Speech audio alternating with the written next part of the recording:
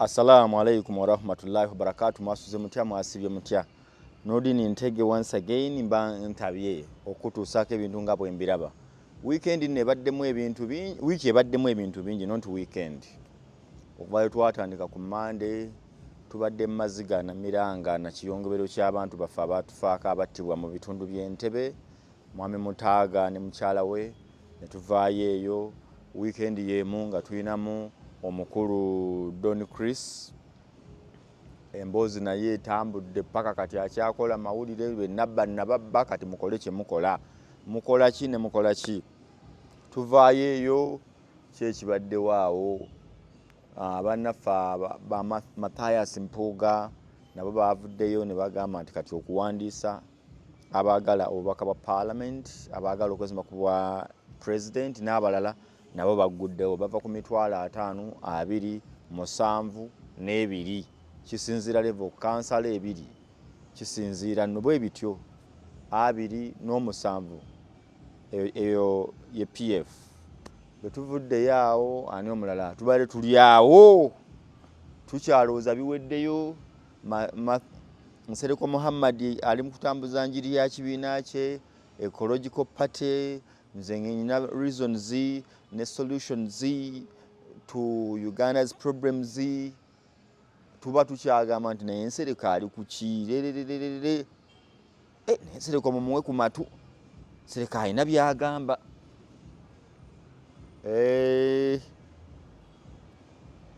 Lwabadde Lwakutaano Lwakuna nga Stesha Mayanja Farida Mayanja uno Hajati Farida Mayanja aleese ekibiina kye yayise Peasants Party. Ekibiina kino yakikoze era Electoral Commission n'ekitongoza butereevu nti weekiri buli kyetaagisa kikirina. Kitegedde yakiyise National Peasants Party NPP. Okitegedde kansoma egundi Electoral Commission kyegamba wano nga Electoral Commission ulaga kiva eri agambye National Peasants Party bracket NPP political name symbol PEN. Nebatugamba the representative to National Consultative Forum NCF Mr. Wamala Elias, address PO Box 123 Katwe Road Sapoba House awe basinzidde. Muno abantu bano si bakusaaga byaddala by'abantu ba bulijjo. Otegedde kiki batuwadde ekiri waawo noonya ki ekiriwo. Kyekibiina kya Stesha Mayanja kibaze nakyo kya date of registration Tuesday April bakiwandiisa nnodda Tuesday April 20th 2004 kyadda kyabbulukuse bubbulukusi. Okitegedde the representative to National Consultative Forum Mr. Mara address yeyo Sapoba House ekatwawo bw'ova ebigenda Kaguje onosobola okutuuka lino overi oyisize ettaawo lya Katimba ojje Kampala oba bwe bityo bwe biri oba ku ttaawo lya Katimba awo opposite we bali awo. Okay, ekiriwo kiri nti bawandiise we bali bulungi nnyo. Kaakati mu kuba ne kansooke nkusomereko ebirana mu nsaasire Stesha Mayanja njagadde ate kimbadde sikebedde nti mu kumala okuwandiisa ekibiina kino buli omu avuddeyo ono ayogera kino n'ayogera kiri, ono ayogera kino n'ayogera kiri, ono ayogera kino n'ayogera kiri. Naye batugambe betya. The National Peasants Party has undergone a sweeping reorganization ahead of the 2026 general elections, unveiling new leadership and revitalized agenda focused on championing the rights of Uganda's peasant communities. Owulira, as the party's national delegates conference had that in Chima Gardens in Nansana, popular singer Hajat Sesha Mayanja was elected party president, signaling a strategic shift towards grassroots mobilization and public visibility. Boyabadda akkiriza nti kyemungambye nja kikola yagambye nti nno NPP's founding mission of uplifting Uganda's rural poor, pledging to advocate for improved agriculture practices, access to markets, and fair pricing for produce. Oliddewo n'agamba bati our party is built on a foundation of empowering the voiceless. We will fight for their rights and ensure their voices are heard in the corridors of power. Kankokomyawo Stasha Mayanja ekibiina kyabwe kino kibadde yakisanze kyaliwo nkikubuulidde kyazuukusiddwa buzuukusa baakubyeko bukubi nfuufu ne bagenda ne bakigira ne balonda obukulembeze obujja. So electoral commission nga yo ekirikogonizing gye ekiri National Peasants Party NPP ba peasant wakube obuzubi wange we buli ba peasants be bantu abakola emirimu naddala bwe kutuuka ku kulima abafuna emmere nga abakola emirimu nga badipendinga ku kulima. Owulira ku kulima kaakati ale si bonna be bayita ba peasant farmers ndowooza biba n'abalimi abatandikirwako abawejjere mu bufunze abakwata enkumbi nga okyasobola okugamba ngenda kulima season eno na nkumbi omukono gukweyimirire gwe kennyini omanyi nti nno nimyeyo eka zange 2-3 kati ate bali abalimisa tractor n'alima square mile nkulayirira oyo aba avudde mu ba peasants. Therefore annange biiki kye yakoze therefore kitegeeza nti akabonero kandibadde oba mwandifunye omuti oba mwandifunye kasooli oba bijanjaalo oba lumonde teekako anything cable side eri or anything representing this peasant oba ekintu kyonna bwendaba naye ate bw'ogamba nti you're representing peasants at the same time ate n'oleeta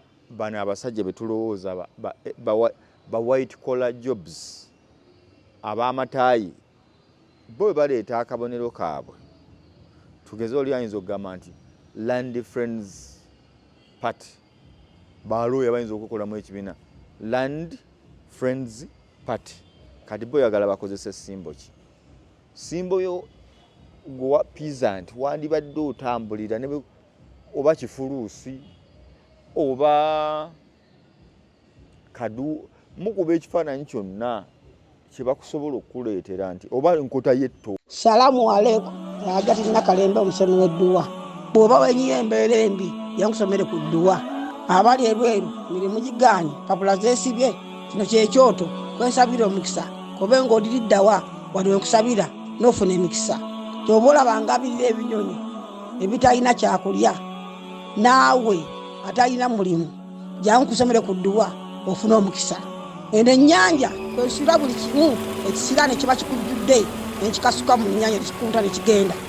Nze Hajati Nakalembe kambawo ennamba yange yeeno 075-375-29 temuddeeyo nemwebakira ebizibu mukobe ku nnamba yange eno.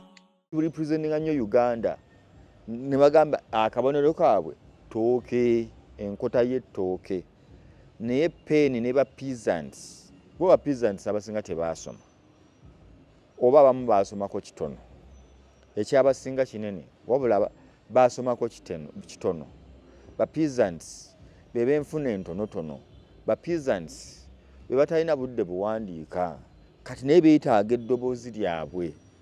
Eyo nga nvuddeyo mpulidde ebibuuzo bingi abantu abayomba bayombeseza Stasha Mayanja kino okikola otya ng'okikola otya lwaki otuzanyira ku bwongo kati yagenza okulaba nembuuza lwaki mujjako abantu abamu eddembe abalala ne mubawa eddembe lyabwe? Lwaki Stesha Mayanja abakugamba nti yeesimbyewo ku bw'MP mwandigambye kyekyo, ku bwa kansala mwandigambye kyekyo? Bino ebintu byatandika dda abayimbi ababisookamu, then netufuna baani abayimbi ne bajja ku bwa MP, baserebu ne bajja ku bwaki, bangi balina bye bakoze, naye okusinga tujjukira tutunuulidde Parliament. Bobi Wine yavaayo yagenda okumaliriza ng'ali ku baloti ya president, ayagala presidential, ayagala that biggest office in Uganda. For you say it is okay for Bobi Wine to contest as president. Lwaki olowooza Stesha it is not okay? Lwaki olowooza Stesha Mayanja bw'avaayo ogamba ng'akikola atya? Nze ndowooza nno tuwa abantu bonna chance. Ekibuuzo kirina kuba nti nga bwe nagamba mweno period tobaako gw'ogaana kujjayo kwagala kwe. Gwe omulimu gwo mmubuuza ogamba oyagala bwa president Stesha Mayanja, tubuulireko president yakola biti. Okay, Stesha Mayanja tuweemu ku pulaani yo, singa bannayuganda bakwesiga, Uganda enoogenda gifuga otya? Wano ku mulirwa ne Tanzania waliwo omukyala bamuyita Sururu ye president. Omukulu bwe yafa Magufuli, Pombe Magufuli owe Tanzania, buli omu yalabira ddala olugendo bambi lwabadde atandiseeko, Tanzania engeri gye badde etambuddemu, omusajja n'afa kuba yali aleese new direction, new chapter in Tanzania. Batugamba yali mukambwe, amateeka gakola nnyo, tagambwako, takkiriza nguzi, takkiriza kudiibuuda nsimbi. Netuga Tanzania byo biteredde ebyenguzi at least. Omusajja n'afa. Omukyalo ono Sania Samia Sururu ne bamuwaamu awo nga biringa ebyokusaaga. Samia Sururu ne bamukwasa entebe ya Tanzania. Munnange mpaka kati tebeenyeenya, tebafunangayo yadde abalumba nti oba bambi Tanzania yalumbiddwa omuntu agenda gikuba. Sururu abatwala omukyalo oyo omusiraamu Hajat Samia Sururu teyalinawo mu mawulire gonna nti oba yali akola kino.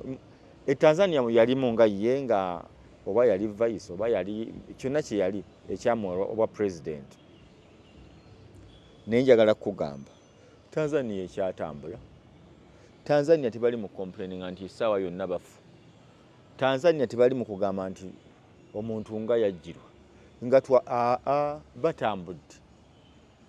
Abakyala, I am not saying that Stesha yasinga okubeera fit mu beesimbyewo mu Uganda, era ngamba nti lwaki twalwawo mufuna no, but what I'm saying, lwaki Stesha Mayanja tetumuwa omukisa n'atulagako ne tuwulira kyayogera agamba ki? Era nze nja kumunoonya Stesha Mayanja mubakyalize mubuuze Madamu Stesha Mayanja, Hajati Farida Mayanja, sige manya g'amatuufu. Farida Mayanja, Stesha Mayanja ge mannya ge. Kati oda yago bwaba empapula yazitereeza ye Farida Mayanja. Yes. Naye ebirala yasinga obimanya oba ye Mayanja ye Farida, naye nze kyemmanyi ye Farida Mayanja. Kati Farida Mayanja bw'aba azze nga bwe twawa abalala bonna abagamba nti maawa azze, muntu azze, Bobi Wine, Besigye, ani Museveni, kuba nakugamba nti byonna tubyogera. Museveni mu kalulu k'ekinaana bwe mbaseerabudde ye yasemba naye bwe yamala okusemba n'alaba nga waliwo ebitatambudde bulungi yadde obubbi bwaliwo ye n'agamba kaŋŋende nkube omukebe nyina okugjako gavumenti eno ne Steshama Museveni n'amaliriza kati essaawa eno omukulu atukutte emyaka 4 ate ng'oggyeko ebizibu bino bya nguzi mirimo obubbi bwa ssente buno n'emirimu n'emisolo enguudo embi abalala bamupimaapima bagamba atusobodde obukulembeze abumanyi asona byasobodde okufata n'abifata yeggyeko ejjoogo tosobola kuva eri n'oga ngenda kuyingirira Uganda njikube nti Tanzania yabaddeyo nega kerumbe Uganda nti Rwanda babaddeyo ne banyiga ne baga kabalumbe Uganda tekisoboka si ku Museveni. So ne Museveni mukunyumiriza ku background eyo nti yali munafu nnyo mu kinaana nnyo mu kuba omunafu bamuwa omukisa ye nga yeewulira akisobola. Steshama Mayanja yavaako mu Uganda n'agendako ebweru. Omuntu avuddeko mu ggwanga womumanyidde waba walala. Steshama Mayanja gwe wali omanyi ku kalenda Makindi. Steshama Mayanja gwe wali omanyi mu band music ne mu mbaga yayongerako ku kiraasi ye yagenda mu basajja abazungu n'awulira reasoning yaabwe n'alaba enkola yaabwe y'emirimu. Oyo Steshama Mayanja tumuwe omukisa tulabe kyagamba. That is one version. Another version, ladies and gentlemen, another version yebuuza Steshama Mayanja kati kanzireko ku muntu omulala ababuuza oli abuuza nti ne Steshama Mayanja oyina kyobala oyina kyogoba lwaki kati kuba omuntu ayagala obwa president ebbanga libadde wandibadde waliwo signs ezikola ki ezizze eziragayo tugambe ki Steshama Mayanja lwaki teweesimbye ku bwa MOP nasooka nempulira ojja ku bwaka MOP obaka meya oba MOP Kampala woman nabadde ndi awo oze kuba president ekisooka it is your constitutional right. Constitution ebikolebwa ekukkiriza okkirizibwa toyina buzibu. But the question here is Steshama Mayanja wazze otya wavuddewa where are you coming from Steshama Mayanja watandise otya nga bwe wafugako wa nga bwe wali weerosi wali akulira Golden oba Eagles wali simeye ku bwa kansala ansa agenda kukuddamu waliwo ekiŋŋaana okwesimbawo. The answer is no. But why now? Steshama Mayanja ki ekikulya emabega? Ani akulya emabega? Ani ali emabega wa Steshama Mayanja ono amugamba nti kanuyise nti abantu ba bulijjo abalimi n'abantu bamufuna mpola bagenza okutunulatunulamu nga ku bantu bonna abali mu ggwanga abalaga abeegwanyiza entebe ya president tebakiikiridde bigendererwa byabwe na biruubirirwa byabwe tebafiiriddwako ne bagamba tukole tutya tukole ekyaffe twerwaneko nga ffe. Kuba mu mazima amatuufu singa ogamba nti ba peasants balonde omuntu eyeeyita peasant oba president Steshama Mayanja abaabo maze. Ekirala Steshama Mayanja osobola okunnyonnyola ba peasant n'obanyonnyola ebizibu byabwe bulungi ne babiwulira ne bakakasa nti byaddala ono ali naffe.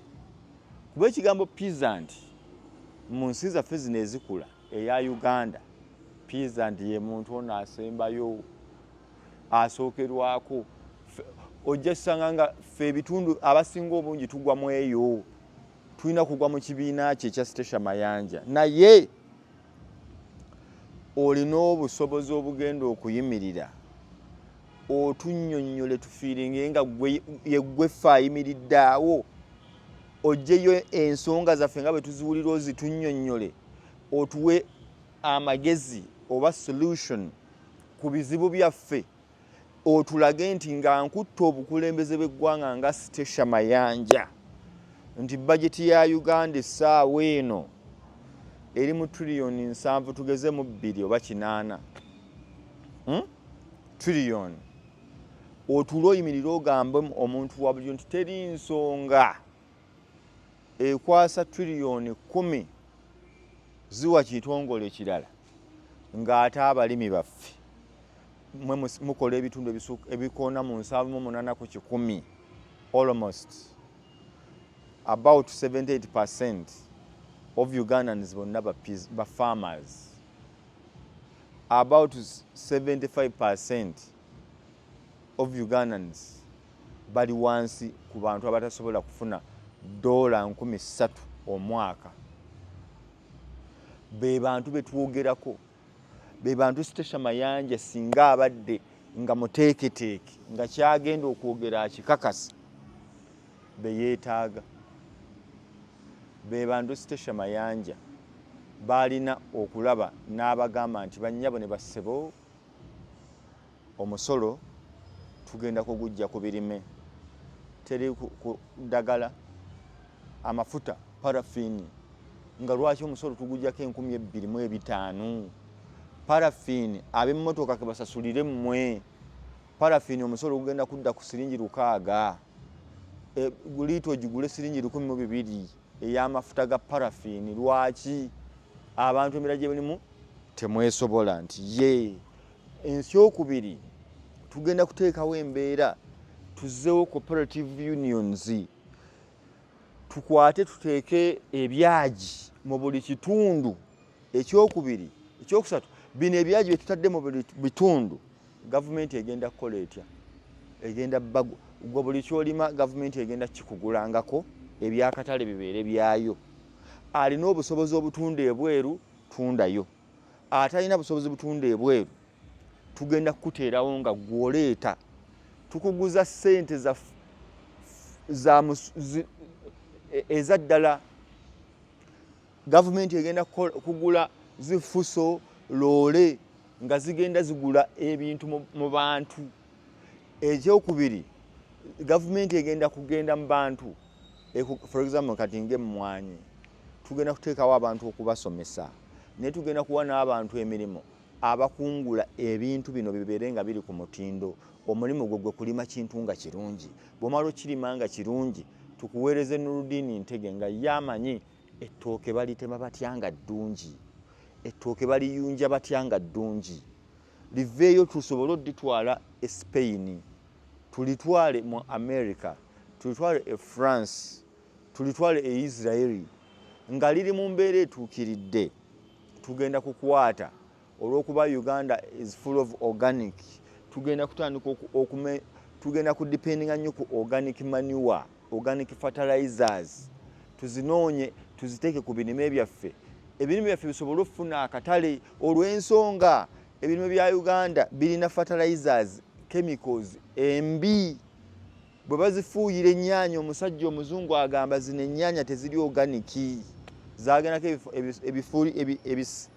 ebigimusa n'eddagala effu liringa butwa, tetuzitwala. Nga bannayuganda tweriira ffe ennyaanya zaffe n'eddagala lyaffe, oba tufa nga tukola ki? Tufa. Kati omuntu anyonyola omuntu n'ebintu ajja kugamba wamma waayogera. Ekyo kimu. Ekyokusatu, Stesha Mayanja byonna bw'omala obyogera obulungi olina amasannyalaze.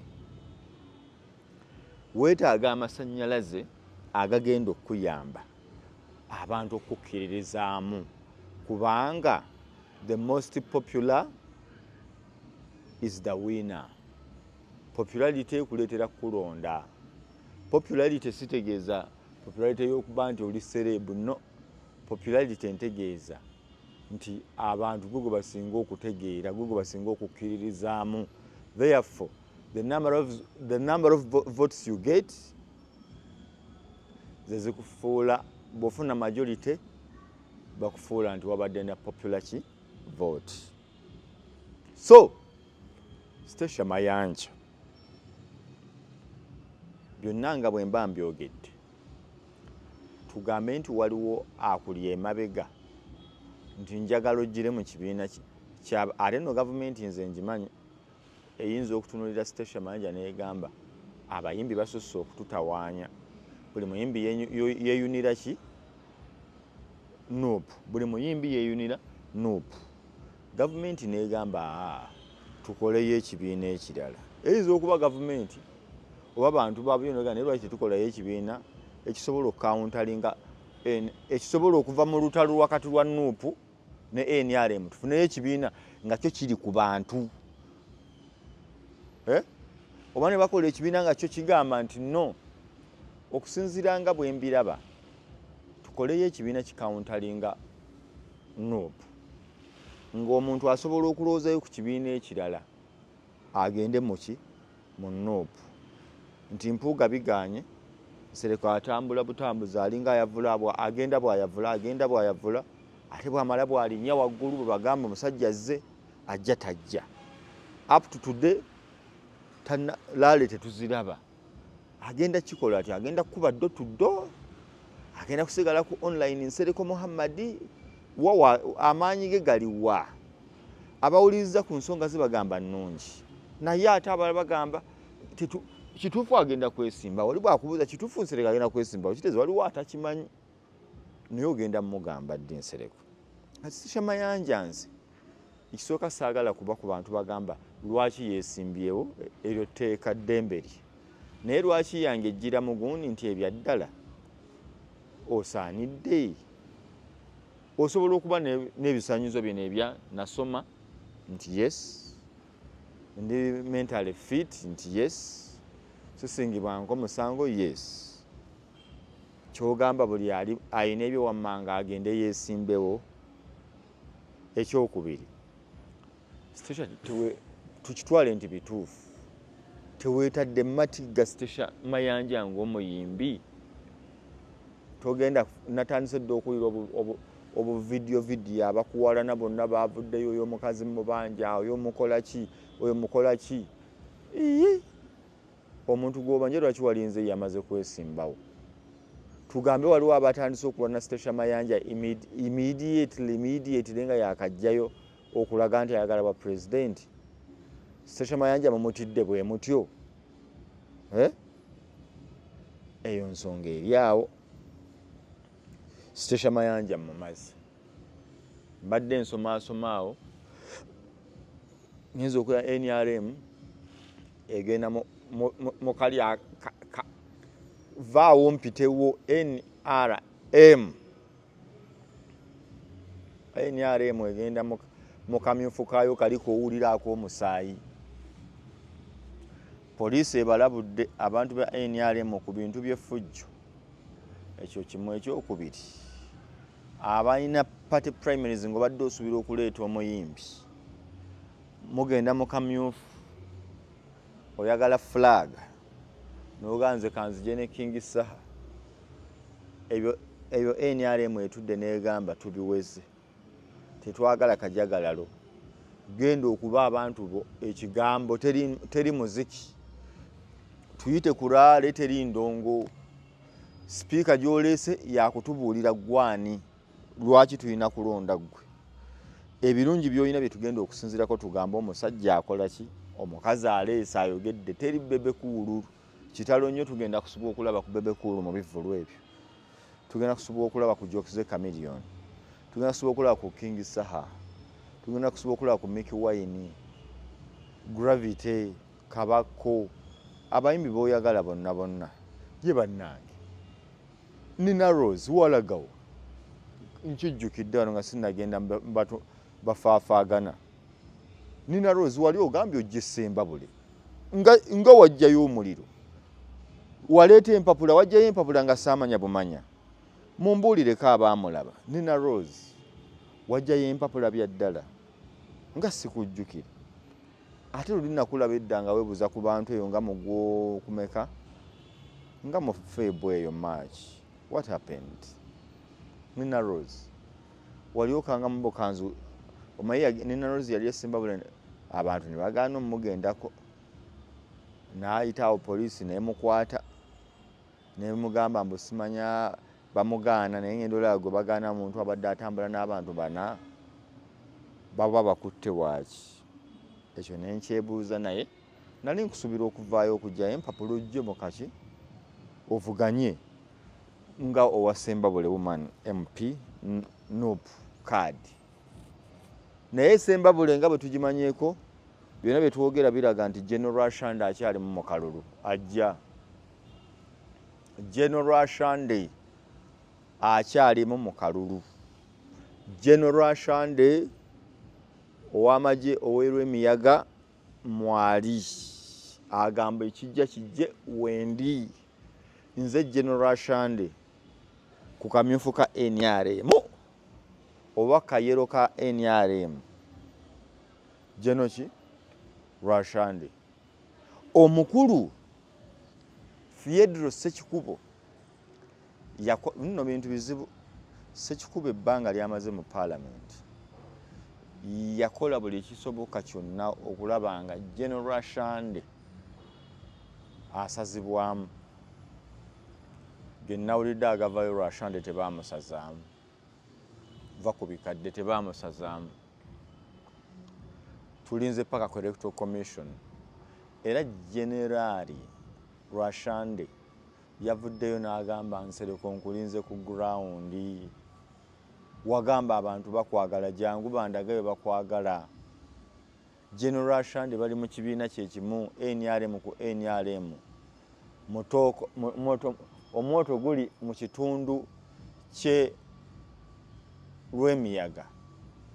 General Rashande amaze okuyungula battalion namba y'abalabi. Battalion ntegeeza abatwambuza ebigere ba Musuululu. Sitegeeza kiri ekyamagye.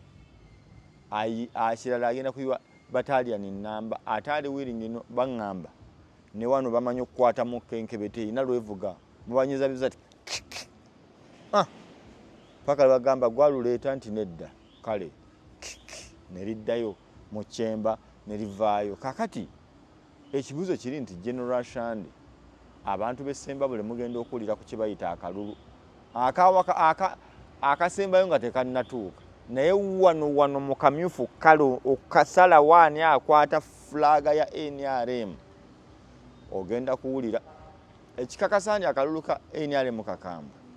Barnabas Tinka Simiri yeewambadde ennaku ezo, yeewamba banoonya bangize bangamba lwaki mpagira gavumenti bandi emyaka 5 teryamuwamba. Tinka Simiri weewamba olimba teriya kuwamba. Kali lwaki bakuwamba, lwaki bakuta Tinka Simiri okyasobola omukangakangano by'okuwamba ebyo. Enkalu ziri mu bifo bingi. So nga bwe mbikugambye okuva ku ntandikwa enkalu za NRM zigenda kudda okunywa. Kugaye General Rashande mu kalulu bangambye yakomawo mwali agenda kuttunka nani Fiedro Sekikubo. Waliwo n'omukyala muwala waani wa Sam Kuteesa ate naye alinga yakomyewo yasooka n'agamba taliimu. Ate abo bali walala wali mulala Kuteesa ne munne bali nabo bali walala. Mukyalo oyo ye yali alina ndoza wo agenda kuba bulungi muwala wa Kuteesa ne mukulu Sodo. Muwala wa Kuteesa ne mukulu Sodo baatuula ne bakkaanya Sodo yabajja omuwala aveemu oba agenda muwa nga mwanyigiriza nnyo muwala wa Kuteesa. Nga Kuteesa muwala we yanyigirizibwa nnyo. N'ofugayo ekisanja kimu ne bakugamba todda. Eno tulina abantu bali mu bisanja myaka 2 tavaayo awulira mupya. Oliayo akafuga emyaka 5 nti ate vaayo. So mozekeberako bekyajinga byonna nga bigenda maaso Munnayuganda bwe tutambudde. batubulidde gwe kiki olina okukola ng'omulonzi ku making sure nti gw'olonze yakiikirira ebirowoozo bye wansi weba tekyajinga, gw'olonze yakiikirira ebirowoozo byo, kiwamutuma kyekyo yasaanidde awo wokka. Sitesha Mayanja talina musango n'ogwo, avuddeyo bannayuganda mumulabe, naye gwe kyomubuuza osaanidde okusaanira kuvaawa gwe nga gwe omukozeeko assessment naye tomugaana togaa Sitesha toyomba ddembe lye ng'oyagala omanya nti okwesimbawo si kwangu gwe vaayo ogambe nawe weesimbawo, vaayo naawe ogambe nti nze nga bwe mbirabye neesimbyewo. Bw'oba ekyo tekisobola shut up, leka abantu nga Sitesha Mayanja abalina embavu baveeyo, abantu bapa n'ebyama byabwe, ojja kuba osaagisa Sitesha nga bw'owa Bobi Wine eddembe lye yeesimbewo n'owa Besigye eddembe lye yeesimbewo, bw'oba oli wa Sitesha Mayanja naye yeekola ki yeesimbewo. Gwe lwana naye mu kabokisi, bw'ajja tomutiikinga, bw'akugamba byoyagala nga bye bituufu mutiikinge, that simple. Nsaba basiibulira no saagala leero kulwawo nnyo. Nze Nurdin Ntege moze nsiibula, nze Nurdin Ntege Hajati Nakalembe wali e Busaabala, mumukebereko enamba weeri awo mukubireko Hajati Nakalembe ku dduwa, edduwa ina ensonga yonna mukooneko. Assalamu alaikum wa rahmatullahi wa barakatuh. Mweraba.